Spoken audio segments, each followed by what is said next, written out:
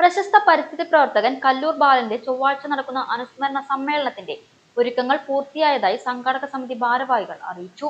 വീട്ടിൽ വെച്ചാണ് അനുസ്മരണ ചടങ്ങുകൾ നടക്കുന്നത്.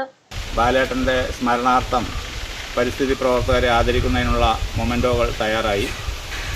മങ്കര പഞ്ചായത്തിലെയും സമീപ പ്രദേശങ്ങളിലെയും വിദ്യാർത്ഥികൾക്കായി നടത്തിയ പരിസ്ഥിതി പ്രശ്നോത്തരിക്കുള്ള 34 വിദ്യാർത്ഥികൾക്കുള്ള അവാർഡുകൾ റെഡിയായി. പ്രത്യേക സ്റ്റേജും ഒരുക്കിയിട്ടുണ്ട്.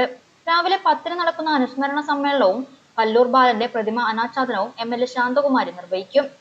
ചടങ്ങിൽ ശില്പി സുകുമാരനെയും പരിസ്ഥിതി പ്രവർത്തകരെയും ക്വിസ് മത്സര വിജയികളെയും മാധ്യമ പ്രവർത്തകരെയും ഉപഹാരം നൽകി ആദരിക്കും. പ്രമുഖ വ്യക്തികൾ, മാധ്യമ പ്രവർത്തകർ, ജനപ്രതിനിധികൾ, സാമൂഹ്യ സാംസ്കാരിക പ്രവർത്തകർ, കല്ലൂർ ബാലന്റെ ആരാധകർ, ജില്ലയിലെ പരിസ്ഥിതി പ്രവർത്തകർ എന്നിവർ ചടങ്ങിൽ പങ്കെടുക്കും.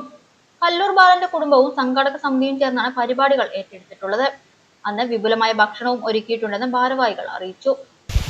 പങ്കെടുക്കുന്ന വിശിഷ്ടാതിഥികൾക്കുള്ള ഭക്ഷണപുര ഒരുക്കങ്ങൾ ആരംഭിച്ചു. നമ്മൾ മങ്കര പഞ്ചായത്തിലൊരു ഗാന്ധി പ്രതിമ, ഹൈസ്കൂൾ കേരളശ്ശേരിയിൽ ഒരു ഗാന്ധി പ്രതിമ, അതേമാതിരി ഒടുവിൽ ഉണ്ണികൃഷ്ണൻ കേരളശ്ശേരി അവരുടെ ഒരു പ്രതിമ, അതെല്ലാം ഉണ്ടാക്കിയിട്ട് ഇങ്ങനെ ഇരിക്കുമ്പോഴാണ് രതീഷ് എന്നെ ഒന്ന് കോണ്ടാക്ട് ചെയ്ത്.